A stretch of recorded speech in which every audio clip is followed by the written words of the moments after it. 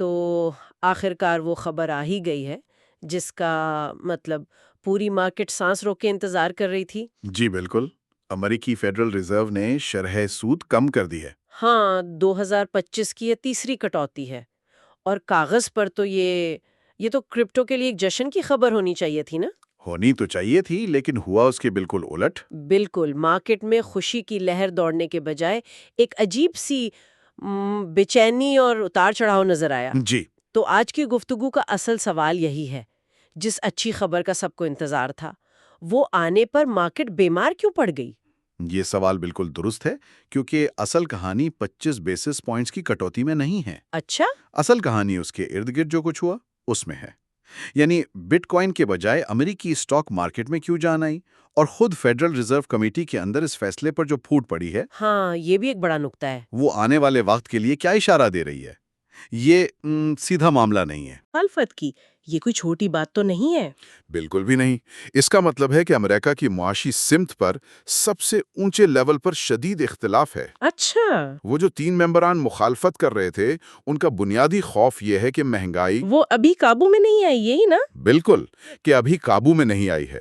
ان کے خیال میں اتنی جلدی کمی کرنا اس آگ کو دوبارہ بھڑکا سکتا ہے۔ تو ایک طرف 9 لوگ ہیں جو معیشت کو سہارا دینا چاہتے ہیں، اور دوسری طرف 3 لوگ ہیں جو کہہ رہے ہیں کہ ارے کہیں یہ سہارا دیتے دیتے ہم مہنگائی کے افرید کو دوبارہ نہ جگا دیں۔ اس سے تو مستقبل کے لیے بہت غیر یقینی پیدا ہوتی ہے۔ ظاہر ہے آگے چل کر اگر سی پی آئی یا پی پی آئی رپورٹس تھوڑی سی بھی اوپر گئیں تو یہ اندرونی جنگ اور بھی شدید ہو سکتی ہے۔ کچھ رپورٹس تو یہاں تک کہہ رہی ہیں کہ جیروم پاول نے بس ٹرمپ کا دباؤ کم کرنے کے لیے یہ کام کیا ہے۔ مطلب 3 کٹوتیاں ہو گئیں، وعدہ پورا، اور اب وہ ایک طرح سے بری الزمہ ہو گئے ہیں۔ بالکل اس زاویے کو نظر انداز نہیں کیا جا سکتا۔ ٹرمپ مسلسل دباؤ ڈال رہے تھے، اور اب پاول یہ کہہ سکتے ہیں کہ انہوں نے اپنا کردار ادا کر دیا۔ لیکن اس سے تو یہ سوال پیدا ہوتا ہے کہ کیا مرکزی بینک کی پالیسیاں خالصتاً معاشی ہیں یا سیاسی بھی؟ یہی تو وہ غیر یقینی ہے جس نے مارکیٹ کو جشن منانے سے روکے رکھا۔ اور اسی غیر یقینی کے ماحول میں ذرائع میں ٹرمپ کی ایک اور بڑی خبر بھی چل رہی ہے۔ جی، وہ ویزا والی؟ ہاں، امیر سرمایہ کاروں کے لیے $1 ملین کے عوض فاسٹ ٹریک ویزا۔ بظاہر تو یہ الگ خبر لگتی ہے، لیکن کیا اس کا بھی تعلق اسی بڑی تصویر سے ہے؟ اس کا بہت گہرا تعلق ہے۔ اسے صرف ایک ویزا اسکیم کے طور پر نہ دیکھیں، یہ ٹرمپ کی معاشی حکمت عملی کا ایک اہم حصہ ہے۔ کیسے؟ دیکھیں، ایک طرف فیڈرل ریزرو کی پالیسیوں پر غیر یقینی ہے، دوسری طرف ٹرمپ دنیا بھر کے سرمایہ داروں کو ایک واضح پیغام دے رہے ہیں کہ امریکہ کاروبار کے لیے کھلا ہے۔ اپنا پیسہ یہاں لاؤ۔ بالکل، یہ امریکی معیشت میں براہ راست سرمایہ کاری لانے کی ایک کوشش ہے۔ یہ ظاہر کرتا ہے کہ وہ صرف روایتی طریقوں پر انحصار نہیں کر رہے ہیں۔ بہت دلچسپ۔ تو اب آتے ہیں کرپٹو مارکیٹ پر، جہاں سب سے زیادہ ڈرامہ ہوا۔ ذرائع میں ایک حیران کن بات پر بہت زور دیا گیا ہے جی کہ بٹ کوائن میں اصل حرکت وہ تو اعلان سے پہلے ہی ہو چکی تھی، 8 دسمبر کی رات کو۔ بالکل، قیمت 89,000 سے اچانک $94,000 تک پہنچ گئی تھی۔ اور یہی اس پورے معاملے کی کنجی ہے۔ جی، اسی کو کہتے ہیں کہ مارکیٹ نے خبر کو پرائسن کر لیا تھا۔ اچھا، یعنی جو سمجھدار اور بڑے کھلاڑی تھے انہیں اندازہ تھا کہ یہ ہونے والا ہے، انہوں نے اعلان کا انتظار نہیں کیا بلکہ پہلے ہی اپنی پوزیشنز لے لی۔ اور جب خبر آئی تو وہ ان لوگوں کو فروخت کر رہے تھے جو خبر سن کر مارکیٹ میں داخل ہو رہے تھے۔ تو اسی لیے اعلان کے فوراً بعد قیمت گرنا شروع ہو گئی۔ بالکل۔ تو کیا اس کا سبق یہ ہے کہ کرپٹو میں اصل کھیل خبر آنے سے پہلے کا ہے، بعد کا نہیں؟ یعنی جو عام سرمایہ کار اعلان کا انتظار کر رہے تھے، وہ ایک طرح سے پہلے ہی گیم ہار چکے تھے۔ بڑی حد تک ایسا ہی ہے۔ اعلان کے بعد کے 48 گھنٹے، جیسا کہ ان رپورٹس میں واضح ہیں، صرف اتار چڑھاؤ، بے یقینی اور شاید مارکیٹ مینیپولیشن کا وقت تھا۔ بالکل، اصل فائدہ تو وہ لوگ اٹھا گئے جو پہلے سے تیار تھے۔ اب مارکیٹ اس نئی حقیقت کو ہضم کرنے کی کوشش کر رہی ہے۔ چلیں بٹ کوائن کی اس جدوجہد کی بات کرتے ہیں۔ ایسا لگ رہا ہے کہ بی ٹی سی $1,00,000 کے ہدف کے لیے ترس رہا ہے، لیکن $94,000 پر ایک دیوار کھڑی ہے۔ یہ مزاحمت یا ریسسٹنس کیا چیز ہے؟ اس کو ایسے سمجھیں کہ $94,000 ایک ایسی قیمت ہے جہاں پہنچتے ہی بیچنے والوں کا ایک سیلاب آ جاتا ہے۔ وہ لوگ جنہوں نے کم قیمت پر خریدا تھا اور اب منافع لینا چاہتے ہیں۔ جی، جب تک خریداروں کا دباؤ اس فروخت کے سیلاب سے زیادہ نہیں ہوگا، قیمت اس دیوار کو توڑ نہیں پائے گی۔ اور دوسری طرف $90,000 پر ایک حفاظتی جال تھا، یعنی سپورٹ تھا مطلب اب نہیں ہے؟ وہ جال اب اتنا کمزور ہو چکا ہے کہ قیمت بار بار اس سے نیچے گر رہی ہے۔ یہ تو کافی تشویشناک صورتحال ہے۔ جی، یہ ایسا ہے جیسے آپ کسی ایسی منزل پر کھڑے ہوں جس کا فرش کمزور ہو رہا ہو۔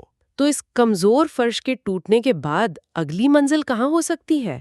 بحالی کے لیے کن سطحوں پر نظر رکھنی چاہیے؟ دیکھیں، تکنیکی تجزیے کے مطابق بحالی کی کوئی بھی امید پیدا کرنے کے لیے بٹ کوائن کو پہلے 91,500 سے $91,800 کی رینج کو عبور کرنا ہوگا۔ اور وہاں ٹکنا بھی ہوگا؟ بالکل، یہ ایک چھوٹا سا قدم ہوگا جو دکھائے گا کہ خریداروں میں کچھ جان باقی ہے۔ اگر ایسا نہیں ہوتا تو اگلی ممکنہ منزلیں 89,000 یا $88,500 بھی ہو سکتی ہیں۔ اچھا، یہ تو ہوئی بٹ کوائن کی بات، لیکن میں نے ذرائع میں پڑھا کہ ایتھیریم نے تھوڑی بہت ہمت دکھائی، کیا یہ سچ ہے؟ جی، ایتھیریم کی کہانی تھوڑی مختلف ہے۔ اس نے اعلان کے بعد $3,448 کی ایک اچھی چھلانگ لگائی۔ جس سے لگا کہ شاید یہ مارکیٹ کو سنبھال لے گا۔ جی، لیکن جب بٹ کوائن گرا تو یہ بھی اس کے ساتھ نیچے آیا، $3,144 تک۔ البتہ اس نے بٹ کوائن کے مقابلے میں تیزی سے بحالی دکھائی۔ اور اب کہاں کھڑا ہے؟ اب $3,200 کے آس پاس اپنی جگہ بنانے کی کوشش کر رہا ہے۔ اس کی نئی اہم سطحیں 3,210 کے قریب سپورٹ اور 3,275 کے قریب مزاحمت ہیں۔ تو تھوڑی بہتر کارکردگی ہے، لیکن یہ بھی ابھی طوفان سے باہر نہیں ہے۔ بالکل۔ تو بٹ کوائن کی یہ حالت، کیا یہ پورے جہاز کو اپنے ساتھ نیچے لے جا رہا ہے، یا کچھ کشتیاں اس طوفان میں بھی آگے بڑھ رہی ہیں؟ آلٹ کوائنز کی دنیا میں کیا ہو رہا ہے؟ یہاں تصویر بہت ملی جلی ہے، اور یہیں سے ہمیں مارکیٹ کے اصل مزاج کا پتہ چلتا ہے۔ کچھ پرانے اور بڑے نام ہیں جو بری طرح جدوجہد کر رہے ہیں۔ مثلاً XRP جو $2.10 سے آگے بڑھنے کا نام ہی نہیں لے رہا، یا سولانا جو $140.50 کی سطح توڑنے میں مسلسل ناکام ہے۔ اور BNB کا بھی سنا ہے کہ اس نے ایک اہم سطح کھو دی ہے۔ جی، BNB نے $900 کی ایک اہم نفسیاتی سطح کھو دی ہے اور اب $850 پر کھڑا ہے۔ یہ بڑے نام اس وقت دباؤ میں ہیں۔ تو کیا ہم مارکیٹ میں ایک تفریق دیکھ رہے ہیں جہاں یہ پرانے بڑے نام جدوجہد کر رہے ہیں، وہیں کیا کچھ دوسرے پروجیکٹس ہیں جن میں نئی جان آ رہی ہے؟ بالکل، اور یہ سب سے دلچسپ حصہ ہے۔ Zcash کی مثال لیں۔ اچھا، FOMC کے بعد کی گراوٹ میں یہ $390 تک گر گیا تھا، لیکن وہاں سے اس نے $459 تک کی ایک شاندار واپسی کی ہے۔ یہ تو بہت زبردست بحالی ہے۔ جی، اور اسی طرح پولکا ڈاٹ نے بھی $2.05 تک گرنے کے بعد $2.28 تک کی اچھی حرکت دکھائی ہے۔ اور کوئی ایسا کوائن جس کی کارکردگی کو ذرائع نے خاص طور پر سراہا ہو؟ جی، پیکس گولڈ یعنی PAXG کی کارکردگی کو زبردست کہا گیا ہے۔ یہ تو گولڈ بیکڈ سٹیبل کوائن ہے نا؟ بالکل، اس غیر یقینی صورتحال میں اس کی مضبوطی یہ ظاہر کرتی ہے کہ لوگ ڈیجیٹل اثاثوں میں بھی محفوظ پناہ گاہیں تلاش کر رہے ہیں۔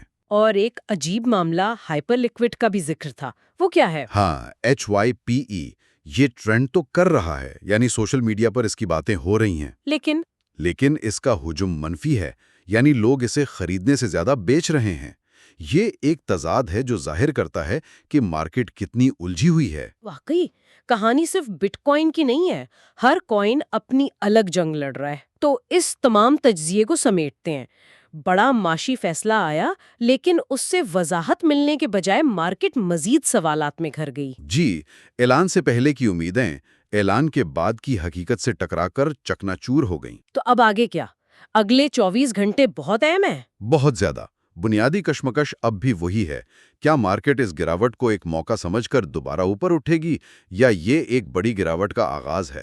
بٹ کوائن کے لیے $94,000 پر فروخت کا دباؤ ایک حقیقت ہے، اور $90,000 کی کمزور سپورٹ ایک خطرہ۔ یہ بالکل واضح ہے کہ 2026 کے لیے مارکیٹ کی سمت کا تعین ہونا ابھی باقی ہے۔ یہ صرف ایک باشلنگز ہے، منزل نہیں۔ اس گفتگو کو ختم کرنے سے پہلے ایک آخری سوچ جس نے مجھے بہت متوجہ کیا۔